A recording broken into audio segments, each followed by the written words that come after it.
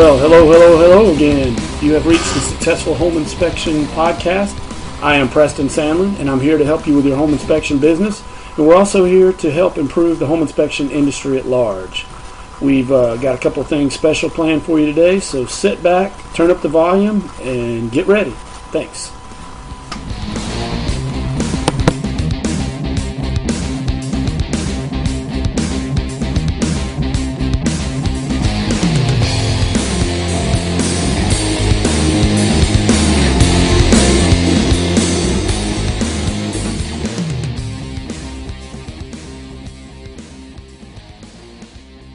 Thunder, but this is the man, the legend.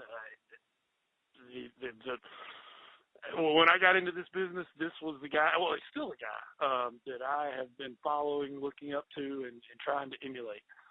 So I'm here with Gordon Fox. So, Mr. Fox, tell us a little bit about yourself. We'd like to know. All right. That's right. The Fox Inspection Group, providing peace of mind, one home at a time, 1989. That's what you wanted, right? Oh, absolutely. I'm going to replay that one a couple times.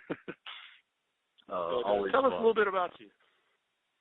Let's see. I'm 50-plus years of age, Fox family of 5, wife of 20-plus years, 3 kids.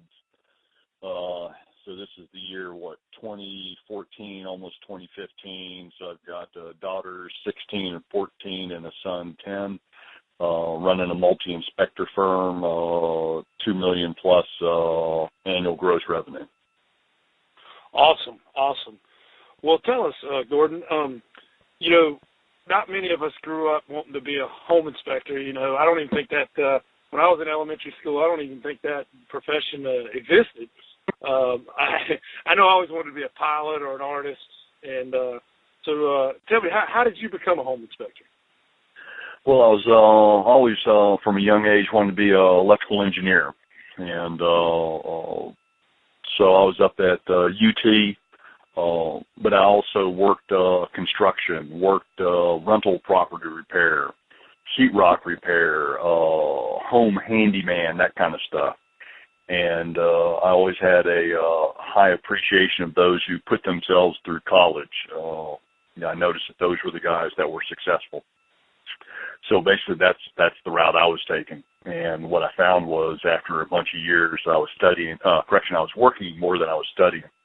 So I took a hiatus and went into the U.S. Army to get the funds so I can go back to school and just focus on school, and I wouldn't have to work and go through it at the same time. Then when I got discharged, went back to school, and it kicked my butt. And what was nice at the time was my sister had moved out from home in Houston. I was up in Austin. And my dad was going through leukemia. If you're going to have cancer, apparently leukemia is, as an older person, that's a good thing, blood cancer. And so he was bedridden. And so mom was the primary caregiver of dad, and then my sister was the primary caregiver of mom. You take care of the primary caregiver, right? Right. And so it's my sister's turn. Hey, it's time to move on. So that vacated a slot. So I moved back home to take care of my dad, take care of my mom. And someone said, hey, real estate. You can fit in the hours you need, and that way you can, take care of your family obligations, stuff like that. Say, that's cool. So I got a real estate degree, real estate agent, but at the same time, once I got that, someone said, with all your rental property repair and stuff like that, you make a good home inspector. I mean, they get paid whether they buy or not. You get paid right away. Where, realtor, you're not paid for 6 months at a time. I said, hey, deal. Right.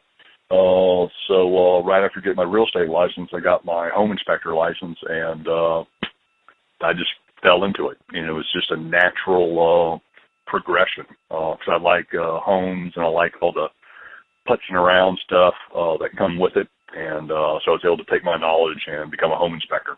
That was more than a quarter century ago. I hear you. That was my next question. When do you know when they started licensing in your state? In North Carolina, it wasn't until 1999.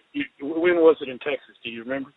I'm thinking it was Terry, Texas Association of Real Estate Inspectors. I think started in 1977. Wow. And so I think in Texas, which I think was the first state to begin licensing inspectors, but of course it first started as like registration, was probably 75 or 76. Where they first registered, you just had to be registered. And then, that's the first step. You register gun holders, and then, then the laws start kicking in. I hear you. Well, I think you're right. I think Texas was the first, and that leads right into my next question.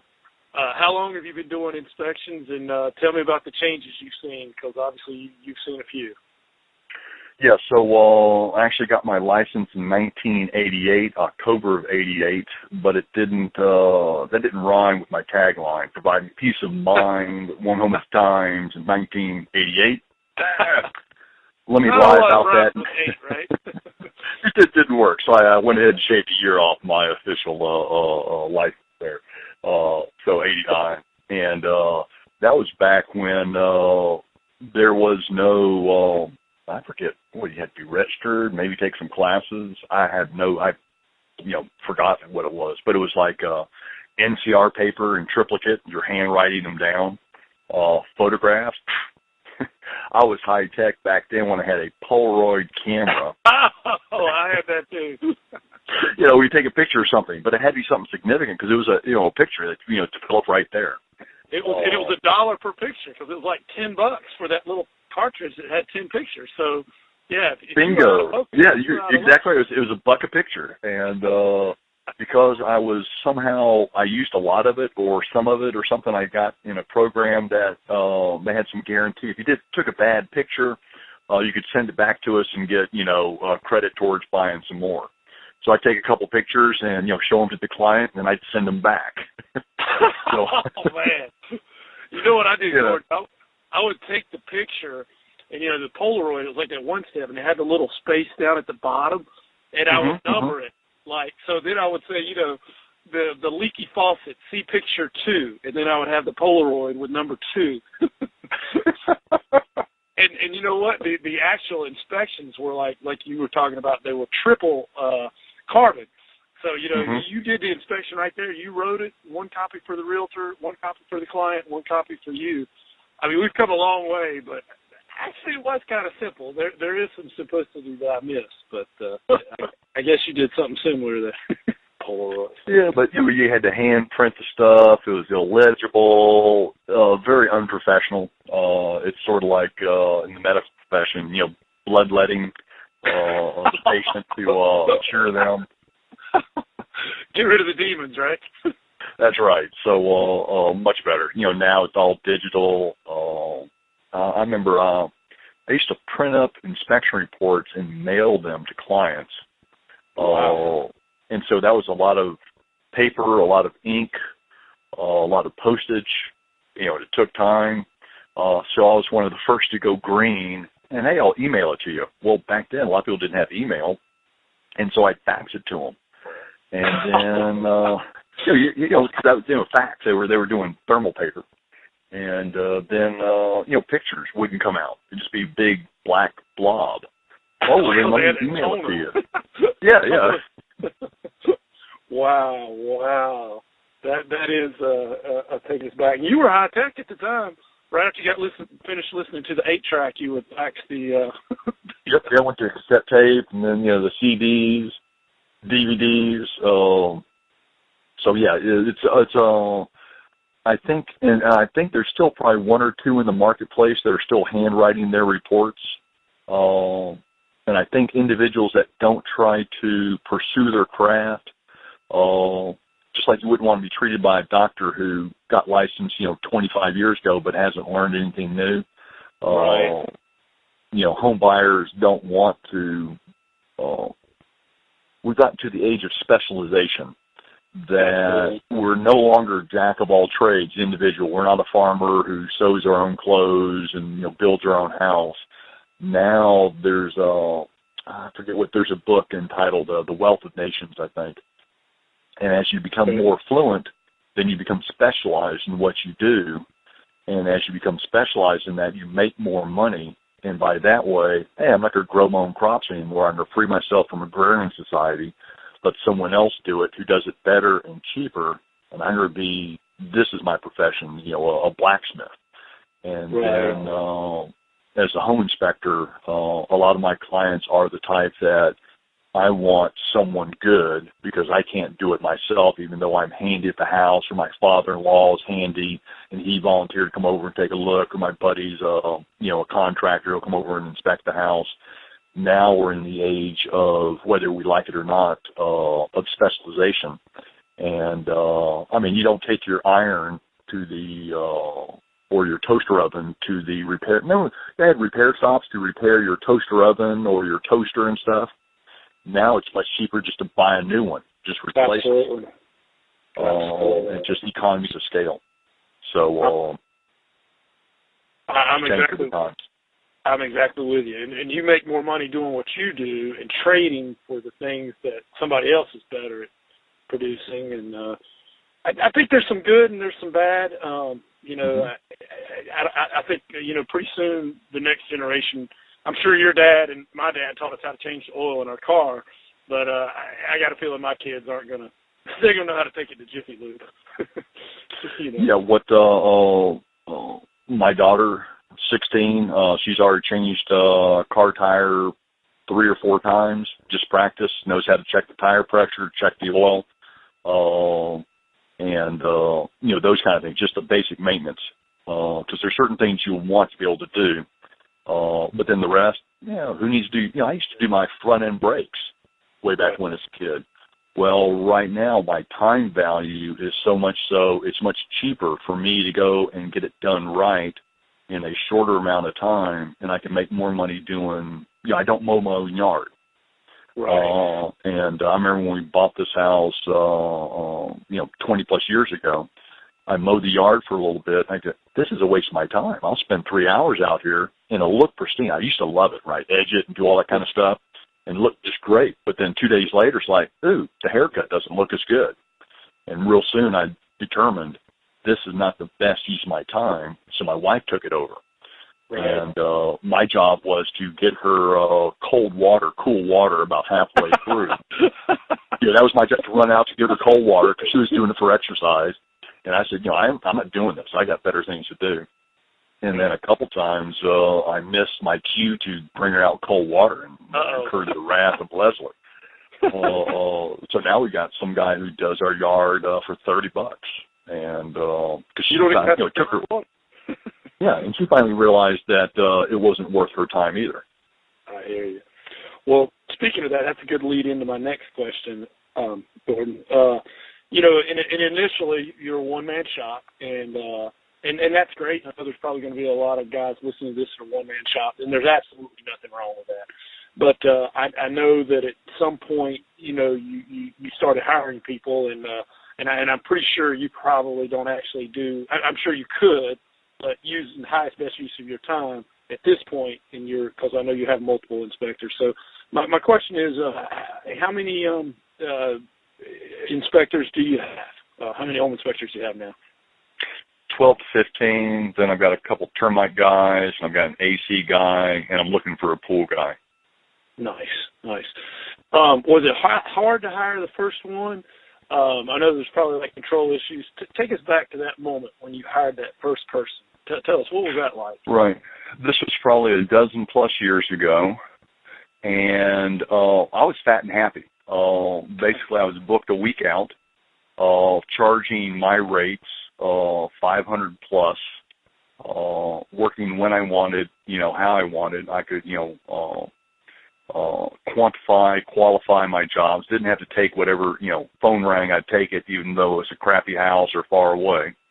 And I'd still stay booked out. And I got to, when you're successful and you're really good with people skills and that kind of thing, and people know you care and you actually do an excellent job, people figure it out. And then what happens here is you can end up charging what you want. And I really didn't have to, the demand was greater than the supply. I was a one inspector. Right. And I really didn't have to answer my phone. It would roll right into voicemail. hey, this is Gordon Fox of Fox Inspection Group. If you needed inspection, my first available opening was, boom, I'd say, whatever day was in my next available opening. If that's good for you, leave a message after the tone, and I'll get back to you when I'm, get off this roof. Say I'm, crawling through the attic, crawling below a house, or walking with a client. So I'll give you a call when I can. Or if you need it sooner, call somebody else. Right. And so I would only have to, this is great lead generation because the only messages on my phone were from people who wanted me and knew I was scarce and were happy to book me at my price. Right. So that's where I came from. I wasn't whoring myself out for I'm the cheapest guy in town type of thing. So I'd given a class to some inspectors, Terry inspectors in San Antonio with a couple other inspectors. Gave a class, home inspections, the first 2 years and beyond. And on the drive home from San Antonio to Houston, after giving that class, it's about a 3-hour drive. I thought, it's about time for me to go multi-inspector. I can replicate myself. And so what I did was I then studied multi-inspector firms, called them up, talked to them, interviewed them, hey, what were the challenges, what were the sticking points, that kind of thing. And, of course, people local in your market are less likely to talk to you than people outside your market. As soon as you're perceived as a threat to an individual, they clam up because you're a competitor, you're not a colleague. If you can go outside your market area, you're more likely to meet or interact with colleagues, same profession, but if they were closer to you in your marketplace, you consider them as competitors. So they do the same thing. So I would go outside my marketplace, and that's where the associations would be good, state organizations, national organizations, especially if you go out to a location outside your market area. If they're bringing their association meeting to your town, then you're talking with people from out of town, and there's a better free flow of information. I found a guy from Austin, Texas, on the internet who found me and called me up because he couldn't find anybody in Austin to help hire him and train him. Right. And on that day where I met him, I also met another guy from about a 30-minute location, Richmond, about 30 minutes southwest of Houston. He also came out, and we met on a job site. They kind of shadowed, and I hired one. The other guy, decided not to join up. He was good, and I still friend him today, type of thing. That is awesome, Gordon. And for anybody who's out there listening, Gordon just dropped a whole lot of value nuggets right there. I would rewind that and take some notes, but he's absolutely correct. Be friends with people who. That's why Gordon and I are friends. If we were in the same market, we'd probably hate each other. I'm just picking. We would just be. It would be it's like Army-Navy games. We'd be giving each other hell. But yeah, exactly. Yes. Yeah. No. Actually, I'm friends with a lot of folks in my market. And I'm sure you are too. But we don't talk. There's things we hold some cards back. That's for sure. But people in other markets are much more willing to help. The free flow of information, exactly like you said. All right. Well, moving a little bit. It could be with home inspections, not with home inspections. And I know you're good for a quote, Gordon. Mm-hmm. So do you have a success quote you'd like to share with our listeners today? I tend to like the one about when the sun rises on the Serengeti plains. I think it's one of those success series pictures on the wall, accessories or something. It talks about if you're a predator, you have to run faster than the slowest prey. If you're the prey, you got to run faster than the slowest or the fastest lion. And it doesn't matter whether you're predator or prey. When the sun rises, you better get running. So every day I'm get up and I run. I love that too, Gordon. And I know you think I'm just saying this, but it's the truth. I have that quote. I have all my competitors' flyers. I collect them on my wall, and I have that quote there. Like on top of that, because it just reminds me, hey man, never sleeps. You got it. When you the end of that quote is, it doesn't matter if you're a lion or a giraffe, whatever. But when as soon as you get up, you better be running. Well, cool. Well, let's move on. let's say I'm a buyer or real estate agent in Houston. There are other home inspectors in Houston. Why should I hire you? Is there something you do that others don't, Gordon? I would say because we have under-promised, over-delivered for such an extended period of time, we have a very strong reputation. And when people call up and they ask, why should we use you, we've got our, I forget what we call them. We've got our list of our USPs, unique selling propositions. But that doesn't really matter because it's you saying it. It is, we get a large portion of our calls. They're not shopping by price. They're calling on our reputation. And it's what others have said about us that is much more powerful than what we can say. Because we can go through our USPs and we got them listed and, we do this, boom, boom, boom, boom. That's like icing on the cake, but it's when somebody else, someone that they like, they trust, they know, says, hey, you need to use these guys, then so it'd be reputation. That's something slow that you have to build up to. Right. All these things, Nathan Thornberry has a lot of sewer guard, termite protection, all these USPs that you can buy, right? But the fact is, someone else in your marketplace can buy all those recall checks and all that kind of stuff, and you're on even ground with those guys. So if it's a USP that others have, it's not as strong as someone says, hey, these guys are really good. If there's an issue, they take care of it. They're right on top of it. So it's basically reputation that people call us up. And whenever they don't book, because we are priced higher, I look at it as, and my staff doesn't quite understand this, but we failed to convey the value of what we do. And when they're looking at dollars, so every time in the marketplace, whatever you're doing in any market of any services or products, am I going to exchange my dollars for that product or service? If I'm going to go out and buy a dinner, then I need to get value for my dollar. And we've all gone to restaurants or something or bought something that delivered more than, if I'm going to give, X dollars away, I want X dollars or more in benefits to me. And if I don't get that, I'm not going to go back and do another transaction. I'm losing money.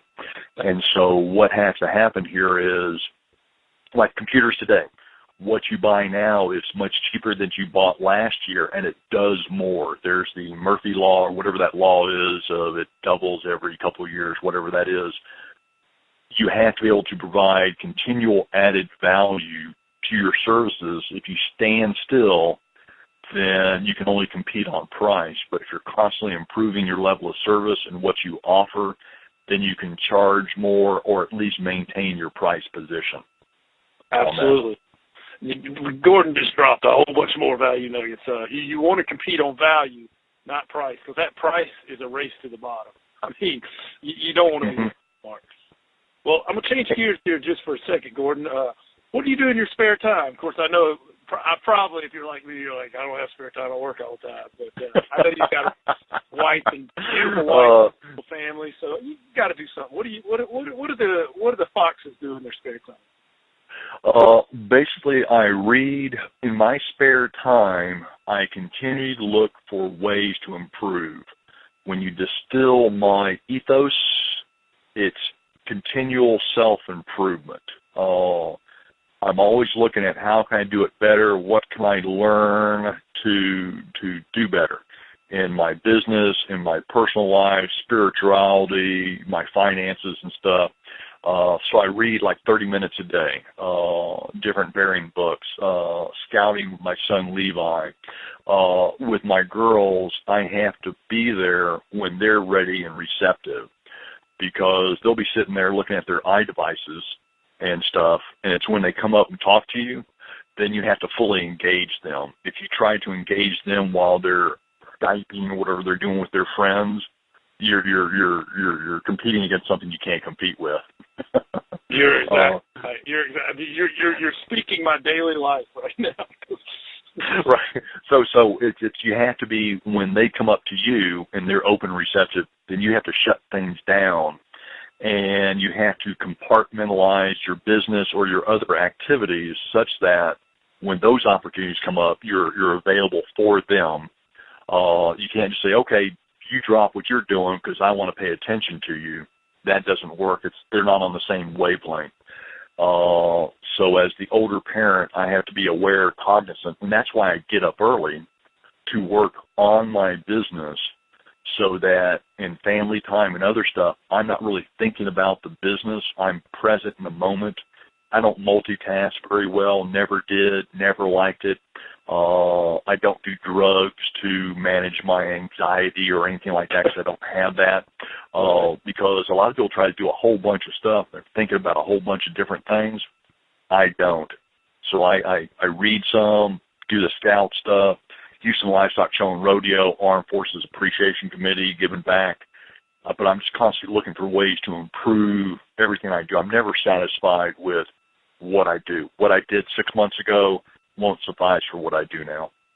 Great stuff, Gordon. Great stuff, and great advice. And you're absolutely right. I have two daughters, and they come up to me, and I have to realize that, like you said, I have to shut it down, because there'll be a day when they aren't interested in Dad anymore. So, when they were young, Daddy was cool and boys had cooties. But as they get older, it seems like those roles are reversing for me. So I need to take advantage. When they want my time, I need to make it available for them.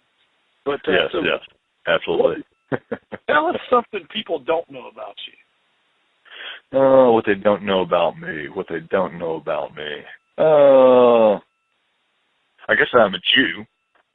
People don't anticipate Fox as a Jewish surname. That's and I don't act like a typical Jew. I just tell them I'm just a Texas Jew. I think one of the first times I met you had a cowboy hat on, and yeah. Or something. You said something about the menorah, and I was not to do anything, but you don't typically associate those two together. But hey, you're a great guy. I mean, there's nothing, man. I mean, I don't even, I respect differences, but I'm a big fan of things that bring us together, and not a fan of things that divide us. Right. So anyway, all right. Well, let's change gears a little bit more, Gordon. You know as well as I do that if you do enough inspections, you're going to have an unhappy camper. How do you handle an unhappy camper? Do you have a process? What does that look like? Yeah, you're always gonna run into it. I remember being at one seminar with a successful home inspector, and he actually he handed it out. It was a cheat sheet for his SOP on how to handle issues that came up. Right. And as a one-man shop, and then he was a multi-inspector, and I thought, man, he's got a lot of issues if he actually distilled it into an SOP. And I thought, man, he must have a lot of issues. Well, it's just a numbers game. Yeah, you're absolutely correct. When you're doing 300 inspections, you just don't realize that you're actually handling some issues. But when you're into the multiple thousands inspections a year, then it seems like every time you turn around, you've got an issue. Right. So issues come in multiple shapes and sizes. And basically what we do is we respond immediately as fast as we can to the issue. And originally it was if someone called to complain or sent an email or something, the inspector who was closely associated with that job would, they'd get the email or the text, hey, contact this agent or this client regarding this. And then the SOP is, because they know what's going on. Because right. If the owner calls up, then for some reason they tend to tilt the issue in their favor. Your inspector didn't do this, didn't do that, like this. Where the inspector can say, well, remember when I walked you into that bathroom and said, see this tile on here that's loose on the wall? Right. Where they don't mention that. They don't remember that they were told about this issue or something, right? Right. And so the SOP is for the inspector to jump on it and then get back to us, and the SOP is email back documentation so we keep it in our file, that we handle it like this. We use the ISN system so we can upload additional documents that aren't for public preview into it. Right. Here's how we address it, this kind of thing. And then if Fox needs to call, because there's a little bit more when the owner of the company calls in, and usually with any realtor, I'll call back to address the issue. They take a different tone where they really chew on my staff on their butt. They'll chew on their ear. They tend to chew less on the inspector and even less on the owner. And because I come from a position of authority on prior service and stuff, military service, so my voice conveys. And they got the owner's ear. And if you're a one-man shop, they got the owner's ear. And I am real quick to take the wind out of their sails, because a lot of times it's a pretty minor issue or it's a non-issue, but they want to make it a big issue. I'll say, hey, how about a full refund? Would that, what can I do? I'll ask them, point blank, LEAR, L-E-A-R, listen, empathize, act, respond, I forget what, respect, the LEAR principle, I think it is. We've trained our guys and our office staff on that. First is to listen, let them vent. It's sort of like it's frustrating for a man when the wife is just venting, you want to fix it and interrupt, hey, we'll just do this. Well, I don't want you to fix it, just listen. Well, I don't want to listen to it because you're just complaining. Here, let's fix it, right? So you got to get past that. You basically will listen and let them fully vent out what their frustration is, and that alone helps take the hot air out of the situation. And then I come back and I empathize. So what you're saying is the issue is this, and you're frustrated because of this. Yes, absolutely correct. So it validates them. You actually heard what it was when you give it back to them. This is what I heard you say. Then I'll ask them, well, what can I do to make it right? What can I do to make you happy? And then it just there's a pause. Because they feel like they have to beat on you or something to get satisfaction. They have to, fight tooth and nail. And usually during that hesitation time, and it could be several seconds, they'll, I don't know. I'm just frustrated. Well, how about a full refund? And I go, oh, and it just takes the wind out of their sail. Because for me, once you realize your time value, my time value several years ago when I was running a $1 million shop was $427.68 an hour. So, in excess of $400 an hour is my value, time value when I'm working. Right. And it doesn't pay for me to go out and look at the issue and then haggle with them to fix it or something. Hey, how about a total refund? Because that's what they've got in their our legal service agreement, our inspection service agreement is that. And it just takes the wind out. No, well, that's, no, you all did a great job. I said, well, obviously not good enough because you're calling, the reason for the call, and it takes the wind out of their sail. So I am very quick to give a full refund, and it manages expectations, it manages my reputation, and if we broke something, and then of course when they say, well, sure, that's great. I mean, hey, that's more, they love it. Well, I'm going to send you some paperwork. Basically, just sign that and get it back to me. And as soon as I get it, I'll cut you a check. So that handles with that. I get the release, right? You're not coming back anymore. Right. And I've got a whole SOP how I email it to them or mail it to them, get it back to me, then I cut the check, and then I document that on that kind of thing. I'll do this with realtors when I'm doing a class. How many of you have flipped the light switch on and the light bulb burns out? And they go, yeah, I know what happens. Okay. Well, when you're at a job and you're a realtor and, first thing you do is go in and you turn on all the lights, and if that happened to you and a light bulb burned out, while you turn on the light switch, you operate it in its normal conventional mode, would someone expect you to replace the light bulb? Oh. No, it just happens, right? Just happened. Okay. Right. Well, actually, in the home inspection process, sometimes we just operate things in normal mode, like turn on a light, and the light burns out. Well, fortunately, people don't get all upset about a light going out, but then you'll have GFCIs, ground fault circuit interrupters, that will go bad, right? Right, Yeah. right. And then I'll show them, all my guys have GFCIs that we'll replace them if my guy feels comfortable doing it, because you were there, you're the last guy who touched it, and it broke on you, just like flipping a light switch. But for certain things, sellers don't want to. So it's a perfect time to turn an adverse situation into a positive thing, something, a marketable thing.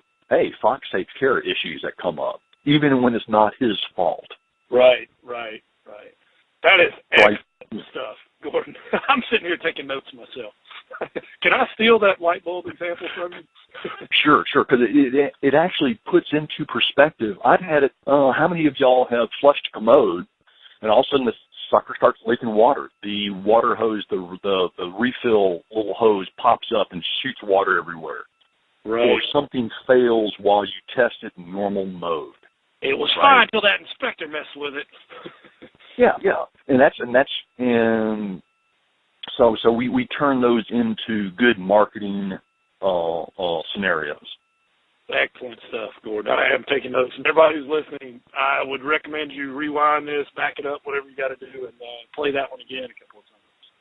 Well, Gordon, let's pause here. This is a good break here. Just a pause for a second for our sponsors. Mm-hmm. Let me just pause for a minute so then I know where to come. Hey, home inspectors out there. I'm here to bring you a strategy that will increase your business, and it's easy. Go to homeinspectionflyers.com. Get you 5 flyers. Put your logo, your information, your testimonials in there. Send them off to the printing company. Within a week, you get a box full of flyers at your door, ready to go. You've got all your marketing materials for the month. Take out flyer number 1, that whole how many offices you serve. Hit those offices with those flyers and candy. I hope you have candy bowls in those offices. I'm telling you, you will increase your business. Pick out some flyers you can get into. Again, homeinspectionflyers.com. Here's the formula. Homeinspectionflyers.com. Get the flyers, fix them up, send them off to get printed. They come to your door. You take them. You get candy. You go to the offices, and you will increase your business. Thanks for listening. All right. We're back here with Gordon. Sorry about that. The Fox. Back with the Fox. The Fox. The man. The legend. Man, you're one of those guys who would be successful no matter what you did. I am quite sure of that. If I could buy stock in Fox, I would. All right. So, Gordon, tell us about a time when you failed. Take us there, and what did you learn from it? Yeah. What your listeners need to understand is failure is going to happen. Period. I mean, it's just going to happen. Anybody who's successful or wildly successful, it is based on a succession of failures. So don't get all upset when something goes wrong, because you learn more from your failures than you do from your successes. It's absolutely. Right. You fail your way to success, and you know that because you're a successful multi-inspector firm. You are rock solid in all that you do, and the best thing to do is just make decisions and go with it. And I use the baseball analogy in decision making. You're wrong 7 out of 10 times. If you're wrong 7 out of 10 times, that means you're batting 300. Do that long enough, and you're going to the Hall of Fame. Right. So I don't agonize over which decision do I make. I just make a decision, go with it. And as Napoleon Hill said, your seeds for your seeds of success. Great success are the result of your failures. Your failures are your seeds of some of your greatest successes. And going back, that is exactly correct.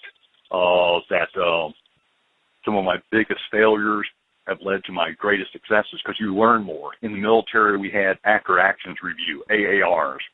So you go through and do a military mission, and then afterwards you would know what went right, what went wrong, and you'd analyze it, and you would build on those. And guess what? You never got it right. No matter, even if you won the mission and captured the flag and did all that, they still dog you on something, right. because otherwise you won't learn anything. So basically, I welcome the issues that come up, because we need to change our shot group and include that in our wording, or don't do this type of thing, or we're going to be looking for this. So all these failures, they're not failures to me, they're learning opportunities is how I look at it. Great, good stuff. I'm taking notes again.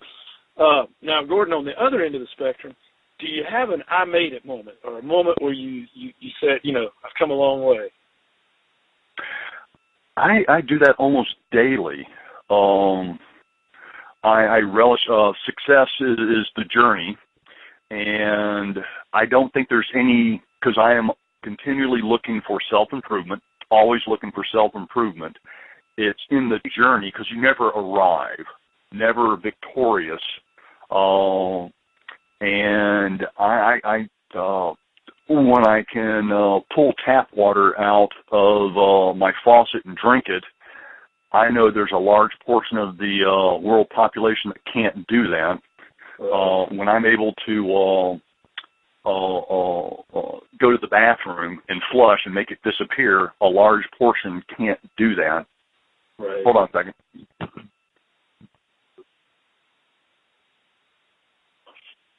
So for me, I guess some of the successes that I relish are successes of other individuals that I have helped, and where they have overcome certain things. For me, it'd be when some of my inspectors, my staff, when they buy a house. Because to buy a house, you have to be fairly secure in your what's going on in the world. Right. And so for them, I also mentor others, other inspectors, and some realtors. And one of them just kicking butt, taking names. And I have genuine joy, pleasure, when he calls me up to give me a situation report on what's going on in his life. So it's just, I get more pleasure in helping others achieve the American dream. Absolutely, and you've helped me, Gordon. You've helped me. I mean, just watching you and advice. We've talked several times, and I always ask my wife something will come up, and we'll have a situation. And I've actually said that she would laugh, but I'd say, what would Gordon do? I do the same thing. What would Preston do? Oh. In the marketing side, all that kind of stuff, in the business, I just, what would Preston do? And it just gets the biggest smile on my face. Oh, please. All right, I'll buy you a case of beer next time I see you. All right, Gordon. Well, and I know you read. You were saying you read 30 minutes a day. Do you have a favorite book that you could recommend to the listeners? And what about that book really appeals to you? I am right now in front of my overflowing library. Oh gosh, a lot of marketing books, the Starbucks books about Starbucks, the Chasm Companion. I'm going to drop some names. And normally what I do is when I listen to an audio or I read a book, and I'll mention another book, then what I do is, like, when I'm reading in the book, on the back cover, I'll put a little notation for other books that's referenced in this one book that I'm reading. Right. And then I will make a notation in the sidebar on the page, and I'll underline that they reference another author or another reference of somebody who helped them distill their information and put it in this book. Right. So I can turn to any one of my books, and in the backside I'll have a list of pages of where to go. Once I'm done with the book, if it made an impression on me, I'll then go to Amazon.com, and I'm already signed in, and then I just buy all those books, and I'll buy them used for a penny, in good condition. Right. And it's the $3.99 shipping, right? Right. And then I'll get all those books, and I'll start on stuff. Studied Eli Goldratt, Gary Keller, the One Thing, the Millionaire Real Estate Shift, all that kind of stuff. It is, I would say, Stephen Covey. I would say 7 Habits of Highly Effective People would be the one And on the principle, when the student is ready, the teacher will appear, right, is basically based on when you are ready for some new knowledge. If your mind is closed, you're not ready, teacher's not going to appear. But when you are ready and your mind is open for it, it's all around you. That's when people say, oh, I put it out to the universe and this came to me. Well, right. What it means is now I'm looking for this answer to this, I want an answer to this problem or this solution or something. You're now receptive to how do I fix this? How do I do this? Then it's always been around you, but now you see it. Your eyes are open. Right. And what Covey, when I read through the 7 habits, the 7th one I never got to. I'm not there, but the first 3 or 4 habits. Hey, I do that naturally. Hey, that's great. And one of those things is I don't worry about things I have no control over. I only focus my energies on what I can do that can affect my life. I don't worry about North Korea bombing or nuclear explosion or terrorist explosions and stuff like that in the Houston area. I look at growing my home inspection business and knowing full well we've got an escape route plan in a bag, that emergency bag that we grab and go, that has all our documentation, cash, and firearms. Okay, so I've handled that possible scenario, but now I go on and focus on stuff that I do have control over. Absolutely. Good stuff, Gordon. Good. Let me ask you this. How do you think home inspections are will change in the future? I think they'll get more demanding as we get, we do that with our medical, anything that, Brian Tracy had something about, when I saw him speak, I just went out before, and he was doing a sales presentation. They give good information, and they're selling product at the back of the room. Sure. I just got up and go, okay, and while he's doing his presentation, give me everything he's got. I'll take, because I can, use one nugget from that and increase my business. Sure. But basically what you're looking at is we are constantly looking for improvements in whatever services or products we buy. So you should be looking at improving your service or product that you sell. Right. And it's not, and the best thing you can do is become in the mind or get in the mind of your prospect, your ideal prospect, and what is it they're looking for? Okay, Right. What is it that they value, and do more of that? Right. If I am selling D-size batteries, this is what I make. Here, let me try and sell this. But the marketplace wants AAA, and they no longer use D, and I try to keep selling, and I meet a lot of resistance. So the best way to sell to a starving crowd is find one. If you have a restaurant. Right. Okay. Exactly. So what you're looking for is, what is the marketplace looking for? Because I've added a bunch of USPs and all kinds of things, products, etc., services.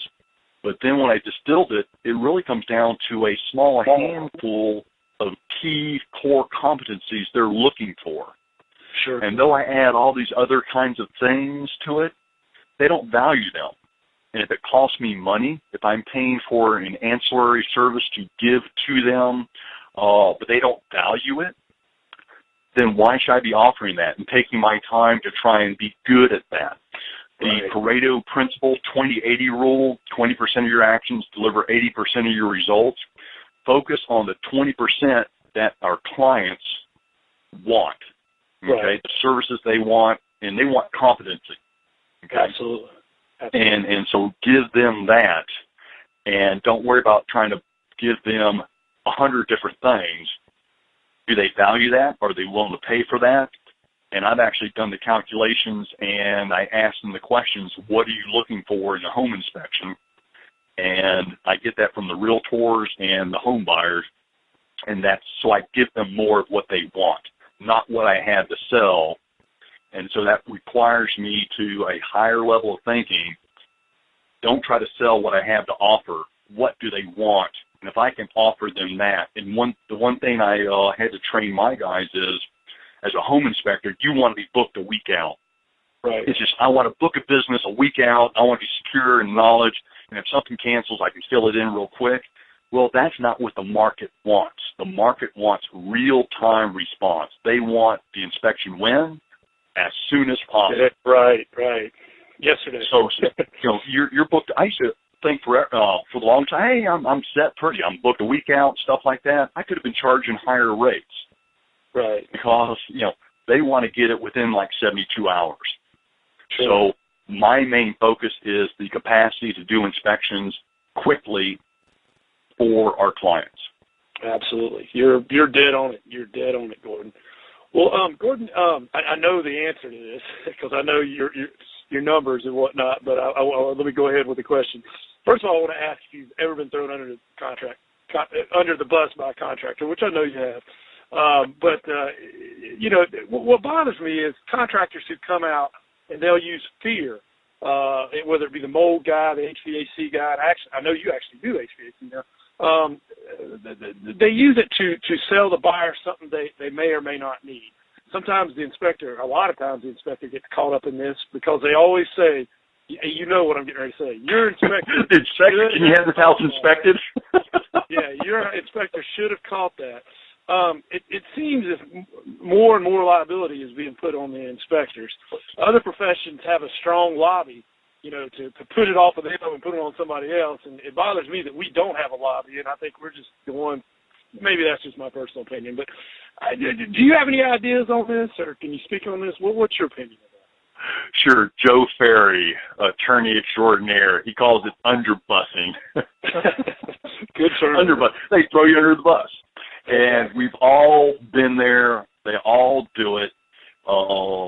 Didn't you have this house inspected?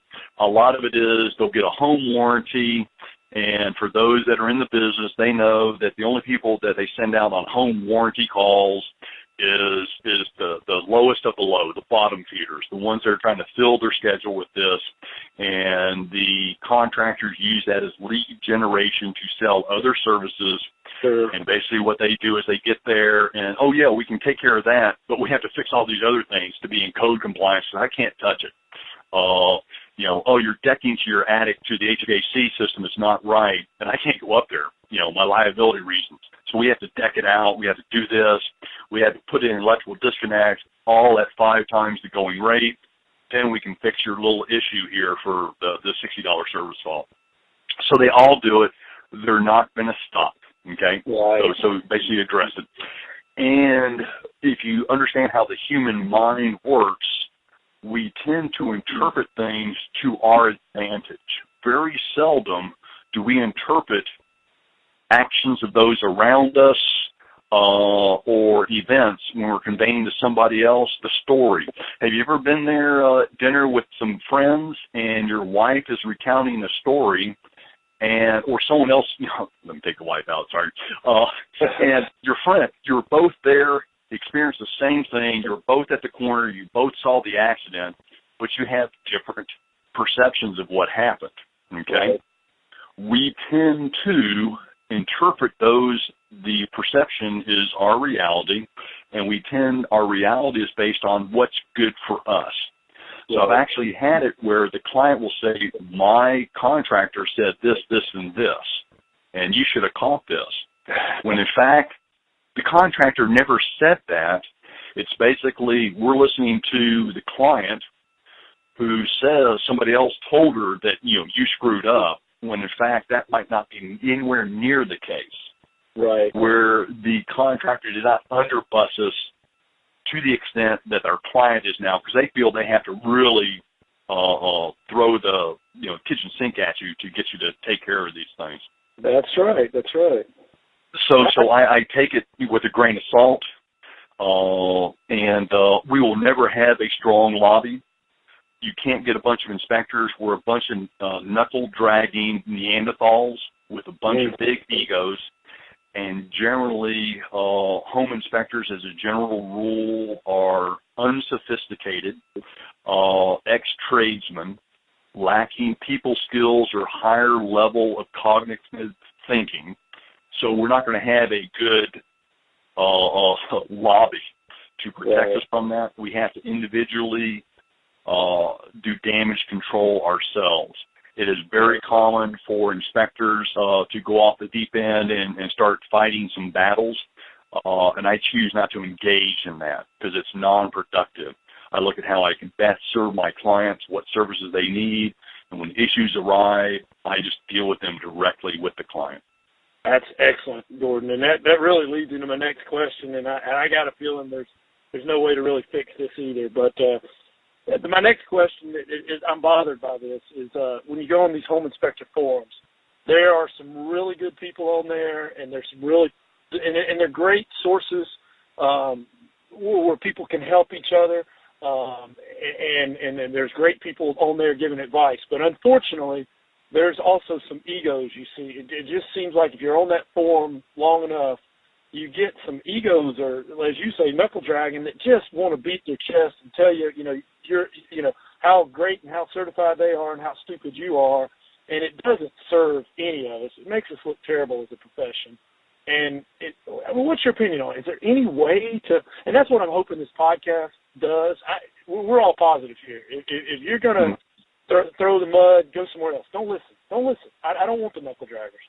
Go listen to something else. I don't need you, but do you have any ideas on this, or I got a feeling I know what you're going to say, but go ahead. Sorry. I think Tim Compton calls them keyboard cowboys. What is it? They very confrontational, and whenever you engage in an individual that claims they know it all, or you're an idiot, or people in general, when you reach those, generally those are the insecure individuals. If you are to a point in your life where you have mental awareness of your surroundings and how to get through life with minimal casualties, you will soon find that those who make big deal out of small issues or are not humble, those are generally the ones that are out of touch with reality and are not as competent. And generally, to a typical, when I talk to realtors, generally if an inspector makes a claim that something's wrong, and you question that claim, like, are you sure that siding's all rotted? Right. Or some issue comes up. It's when you question the inspector on his findings, his reactions to your questions will tell you a lot about him. If he puffs up like a Komodo dragon or a bearded dragon and gets all huffy and puffy and disrespectful, then you realize you're working with an individual who is, what's the term? Not very good, insecure, that kind of stuff, because he's being challenged. And when someone who is, he's got fear, so he's going to try and BS you and make you feel this way, where the true professional recognizes your concerns and then can address them maybe from another angle until you understand why they're calling off the 12-year AC unit is nearing the end of its serviceable life, where you're saying, hey, it still cools today.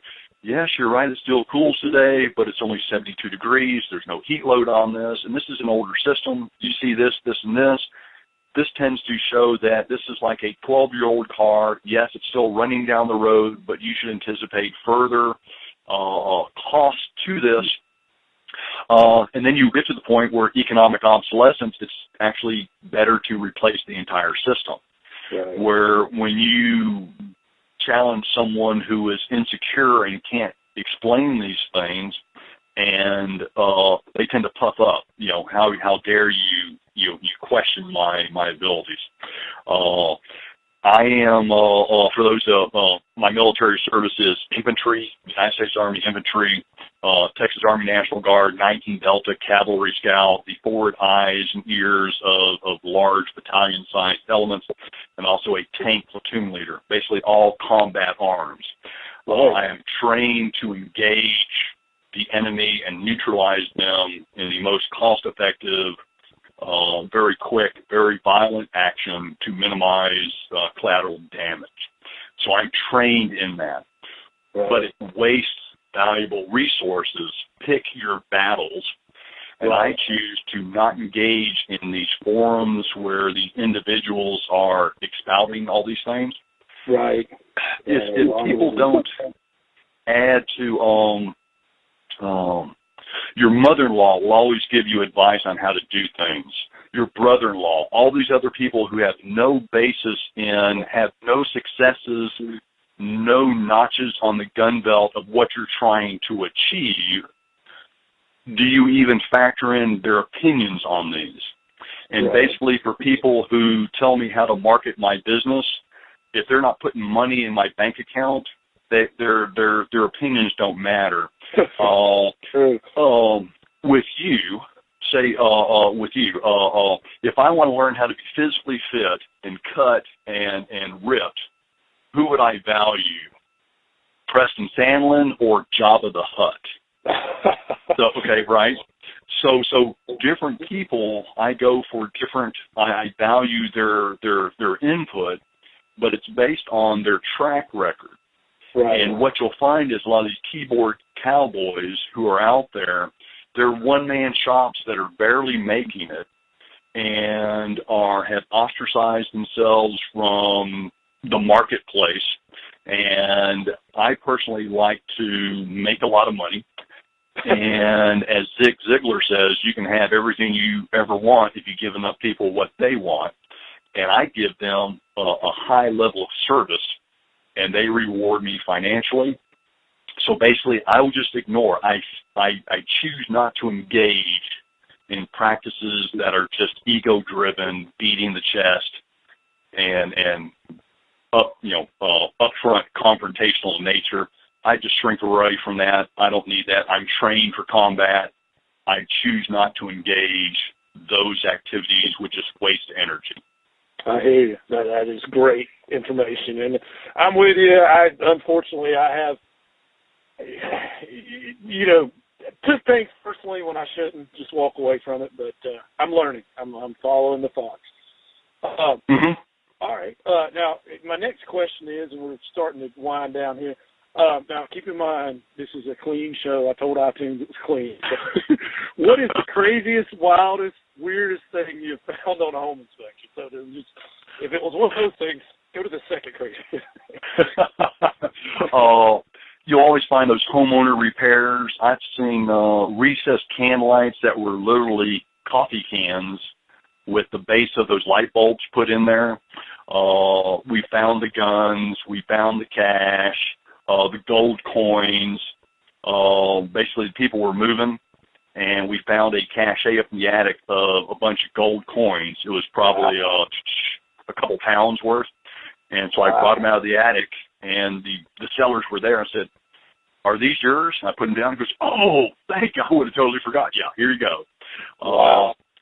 Some of the funniest stuff is, of course, I found like those spoons and the needle for doing drugs, hard drugs, where you cook the stuff. And the funniest stuff for me is, the sex toys and the various. That's what I was like. My guys text me pictures all the time. Like, how do you test this to see if it's performing the function that you intended? Hey, I sell D batteries. That will fit this model. All right, I might lose my iTunes ratings here. There you go. All right, Gordon, do you have a training or internet or marketing resource you'd be willing to share with everyone? There's plenty of them out there. There's the Ken Comptons, the Mike Crows, the Internachi, the Joe Ferries. You can just go on the internet and Google, home inspector coaching, success coaching, and you'll find plenty of that. And what you want to do is you want to find someone who's engaging, that you like to listen to. Sure. And I would just go with that. Anything you can do other than listening to the political news on your drive-bys, from one location to another. Rock and roll music, hey, it's great. But I choose to occupy my car hours with university learning type stuff. That you're exactly right. I'm hoping that's what this will be. I know it will be for me. I'm going to listen to it. What is the best part about your job and why? And what is the worst part about your job and why? Best part for me is the marketing, training of the inspectors, continually improving our level of inspections, because we do so many inspections, we run into so many issues. Hey, this is how we inspect this. This is a better way to do this. My worst favorite is like responding to issues, because it's very time involved. You got to drop what you're doing, and this is, you get the phone call, hey, we're taking your kids to the hospital. Yeah. I need to stop what I'm doing now and then focus on this. I got a soldier down and he's bleeding. And it's an artery. I got to stop everything else I'm doing to stop the blood loss. And I treat that with issues that come up, because you want to respond timely. They're not like fine wine that get better with age. It's a natural tendency for us to do what we want to do, the fun things in life, and avoid the painful things or the things that we don't want to do. But generally, the things we don't want to do or the least pleasant are the ones that have the biggest financial payback. Because I prioritize my day list of the 3 things I want to get done that day. And I'm looking at, so recently I've read The One Thing by Gary Keller. And there's certain things you want to focus on, and all the rest go by the wayside. And you don't want to be just doing a whole bunch of activities. You want to do them strategically. And one of the things is addressing issues that come up. And when you take care of them quickly, then they don't manifest in some gray monster under your bed. Absolutely, absolutely. Good stuff, Gordon. Well, Gordon, is there anything that you're working on right now that has you just jacked up or excited about? Oh, yeah, talk to the boss. Oh, big time. I'm always working on that, something that gets me excited. Right now, we have moved into a new building purchased. Basically, imagine my office was the house I grew up in. Mom passed away in 2002. I got it set up to ready to rent, but I couldn't find a good tenant. I thought, I had like 3 inspectors and stuff like that. The wife didn't want me to start an office up in the upstairs mother-in-law plan. She didn't want total strangers in the house, even though they worked for us. So I said, it's time to burn the ships and go forward. And so I made that residential house into an 1,800 square foot house into an office. Right. And for a decade, that worked great. But then when I went from 3 office staff to 5, because I'm growing the business, in the parking lot, the driveway was full. The neighbors loved it because there was somebody at home that could help respond or pick up packages for them, that kind of thing. But we got a certified letter at my residence and the office and regular mail. Hey, we understand you're operating a business in a residential neighborhood in violation of the deed restrictions. You have 30 days to get out. So I'd been looking for another office space, so I was getting small anyway, but this was the impetus. About 90 days later go by, we get a knock on the door, and a guy from the city comes in, takes some pictures. I get another series of letters. Hey, you're still operating a business in a residential neighborhood in violation of the deed restrictions. Hey, if you don't fix this within 14 days, we're going to start charging you some money, right? Yeah. So I said, okay. So I couldn't find anything I was looking forward to buy because I hate paying rent. So I got a sublease on 2,700 square feet for basically the same operating costs I had at the house. So that was good. But in the meantime, I found a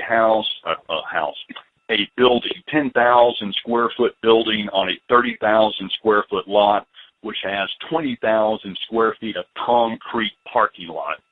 That at first was listed at $1.1 million, and it went down, 900 or whatever. I picked it up for $825, as is where it is. And it had a couple AC systems that needed to be replaced. Ooh, guess what? I've got an AC business. That's right. So we've been replacing those AC units on that. So basically, I now have a base, an office space with a bunch of built-in office spaces to grow the business and basically set up for additional staffing, because for every 4 inspectors, you need 3 to 4 inspectors. You need an additional person off the staff. You need a place to train them once a week. And so we just closed on it about a month and a half ago. We're moving in. Basically, we're transitioning the business. I first started with 1099s because the financial aspect was easy. If I didn't have the work, I didn't have the overhead, no problem. Right. Well, I found I had a capacity issue because there were 1099s, and we worked with the ISN system.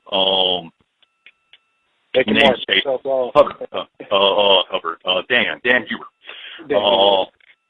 And they could go in, take themselves off the schedule and stuff like that. Well, I noticed in the summertime, rising tide floats all boats. In addition to our phone ringing, theirs would ring.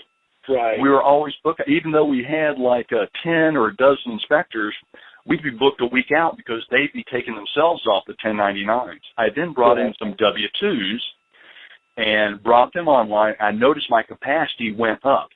So in the summertime, I had the additional revenue of a couple inspectors. Hey, I can make a lot of money because once you meet your overhead, your break-even point, each additional dollar, a large portion of that goes to your bottom line, to your back pocket. And so if it costs you $10 a week for break even for all your costs and make the math simple, but you're making $9, you're in a negative cash flow. You're putting money into the business. If you're making $10 or $10.50 a week, then okay, you're breaking even, but don't have enough money to invest in the business. If you're making $15 and your break-even point's $10 a week, now you got some money to invest in the business. Okay. Right. Once I realized that, and I had the come to religion meeting where I explained to all my inspectors, yes, you, the individual inspector, like to be booked a week out, but what do our clients want to be booked? When do they want the inspection? A week from when they call, or in the next day, same day, or within 72 hours? Right. And so begrudgingly they go, yeah, okay. The client, the people who pay us money, who support our families, who put us through our kids' education, put shoes and food on the table, all that kind of stuff. Right. They want it sooner rather than later, okay? And then I explained to them, which do you think would be a more successful business? Selling a widget, a D-size battery, or AAA is what they want? Right. Who's going to make more business, all right? So as of the new year, 2015, I'm converting to all W-2s. Some will stay, some will go, but we'll all be on the same sheet of music, and we've got training because I'm positioning to, I want 15% of the marketplace, which is 10,000 inspections a year. Nice. Okay? Nice. So that's what I'm gearing for, and so I've got on my board 10,000 inspections a year in a marketplace of Houston, the 4th largest. That's doable. What do I need to get there? And so I'm planning all that. I've now got the building, the facilities, to the infrastructure. Right. And so now I can hire the guys, train them, pay them good wages. My guys make some pretty good money. I hear you. I'm going to come work for you, Gordon. Actually, one day if I ever sell, I got a short list, and you're on it, people I'll come work for. All right, next question. We're down to the last 3 here. If you had to move, and this is just broad strokes here. Let's say if you move to a brand new town equal to the size of the one you're in, for whatever reason, room and board are taken care of. You still have all the knowledge that you currently have and all your equipment, and you have $5,000. What do you do in the first week? This is kind of, sort of sure. Yeah. Hit the ground running first week. Basically, and not take really me from just broad strokes. Right. Basically, I would start marketing. I would identify the top 20%, creative principle, the top 20% that do 80% of the business, and then direct market to them and only them. That's currently what we do now. We focus a lot of our attention on the top 20% that bring us 80% of the business, and don't get locked into, well, it's 23% or it's 18%. They bring us, 75% of the business. The 20-80 rule, broad strokes, market to the ones that do the business, because a large majority, Pareto principle, Italian economists, 1800s, identified Italian landowners that 20% of the people owned 80% of the land back when it was an agrarian society. Ooh, how unfair it is. But once other number crunchers looked at that rule, they found that 20% of sales people do 80% of the sales, so the other 80% of the salespeople are fighting over the carcass of 20% left, the Serengeti. Right. Basically, I'm the lion. I take the 80%. 20% of the people do 80% of the business, eat it up, and the rest is left with the jackals and the hyenas. So you want to identify the top 20% that are doing 80% of the business. Good stuff. Good stuff. Well, Gordon, is there anything that I should have asked you that I didn't? I'd be looking at, how do you give back? I always hate that. What are you doing for charity and stuff? Screw you. I do what I want to do, not what you do, what you tell me I should pay to do, i.e. pay taxes, and then they give it out to people who don't want to work. But other than that, okay, because when you're successful, then they tax you with that, and you get a very big tax burden and stuff. But I have no problem paying taxes for my streets, city services, all those things that we all take for granted. But basically, what I do to give back in my spare time, with my time and my resources, is rodeo. Armed Forces Appreciation Committee. We bring in 2,000 active duty troops from Fort Hood. We invite in Gold Star mothers, Greatest Generation for a day at the rodeo, that kind of stuff. Show appreciation for the less than 1% who are out there defending our freedoms as we know it. Boy Scouts of America, that kind of stuff, and my son. Basically, when you're successful and you're running with other successful people, they have a bunch of charities they work for, and so you go to these events, these galas and stuff, and you bid silent auction and stuff. $4,000 I donated for bicycle crew. A lady started for her daughter, only daughter, who died in an airplane accident, and she was really big on education.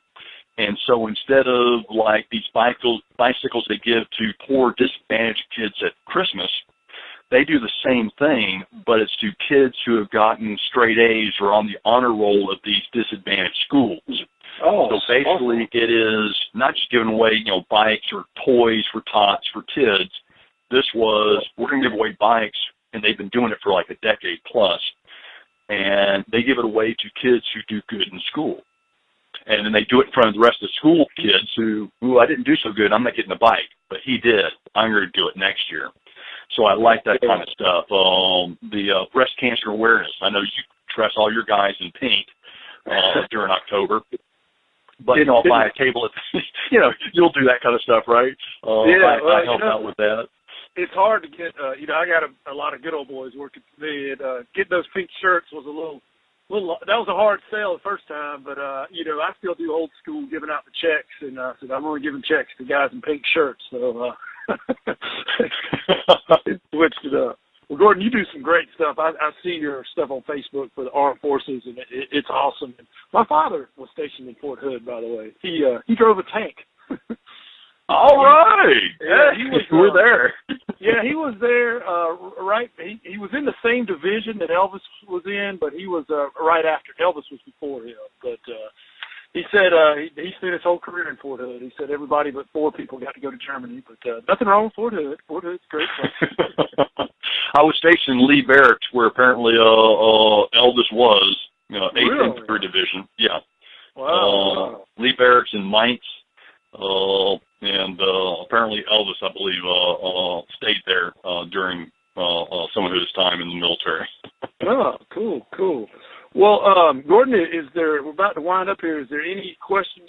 And I really want to tell you I appreciate you being with us here today, and I know that everybody will, all the listeners appreciate it. Is there a question you'd like to ask me? Yeah, what inspires you? Because you are a big dog, not only in your marketplace, but nationwide. You're probably one of the top dozen plus home inspection outfits in the U.S., North America. What do you do to get inspired? That is a great question. And thank you. I should have asked this. I didn't rehearse it, but it's on the spot. Well, first of all, like you said, I love that quote about the gazelle, and it'll be in the show notes for this.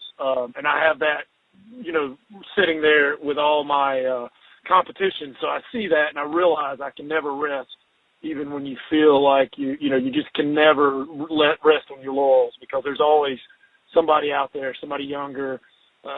You may have even said that sometimes, as you think you've got these great relationships with these realtors, and next young handsome guy or great gal come in the door, I mean, they'll forget about you. So you gotta stay on top of that. But more than that, it's my family, I want to leave this place a better place than when we found it. And I also believe that God endowed us with certain talents and gifts, and it's our duty to do it the best that we can. It's always killed me when, people, try to hit you with that morally, ethically thing, well, Preston, you say cuss words and blah, blah, blah, and blah, blah. I'm like, well, you've been out of work for 6 months. I mean, how are you more ethical than me? I bust my butt to try to set a good example and, do all that I can do. But I just think it's our moral, ethical duty to use the tools that we were endowed with, whether mental, physical, not only to help our family and to set a good example. So I guess that's it. I'm sorry I kind of rambled on that.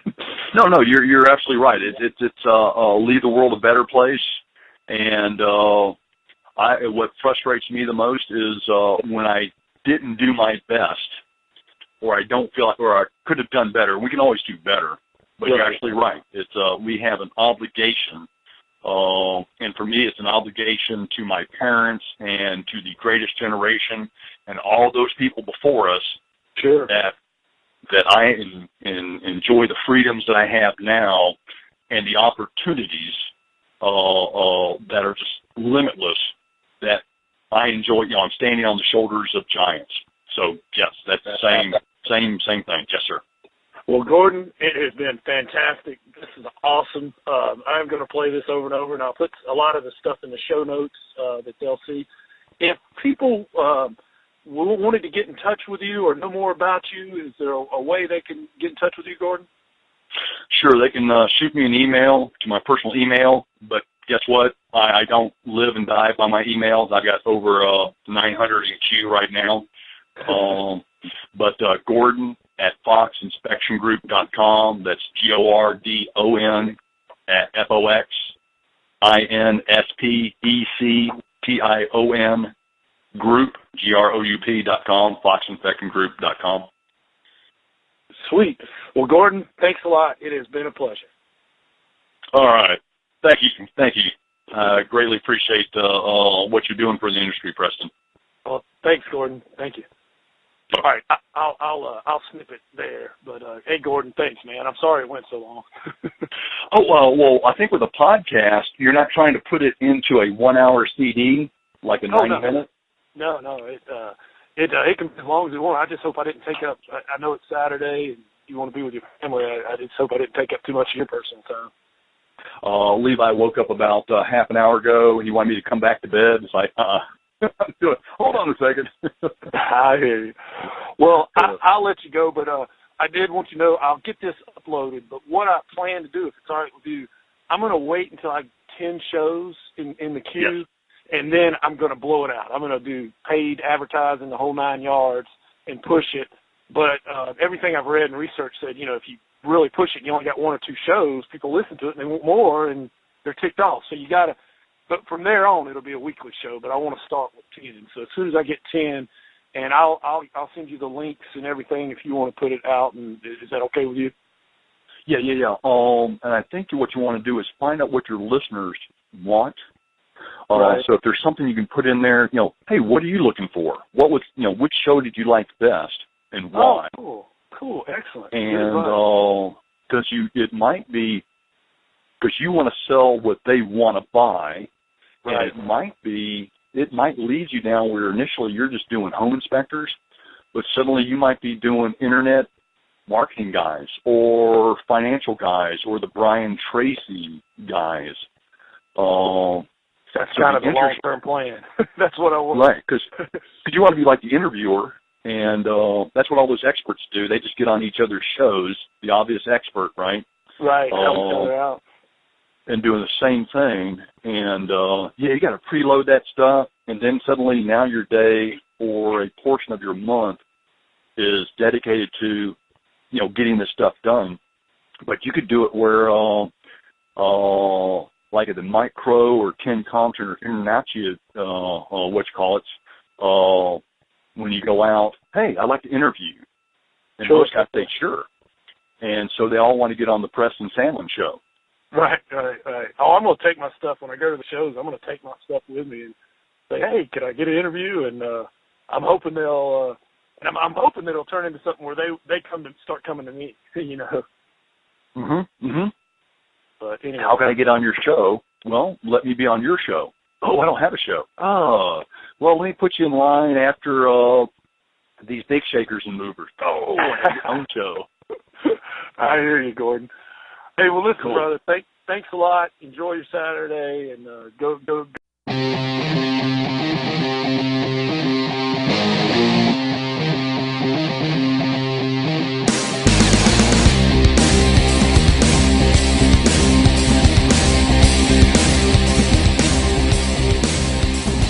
You have been listening to the Successful Home Inspector podcast, where we share funny stories, and we talk about how to increase your business, and we share some success stories and some not so success stories that we can learn from.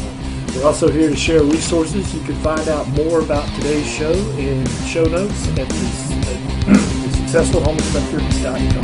Thanks for listening.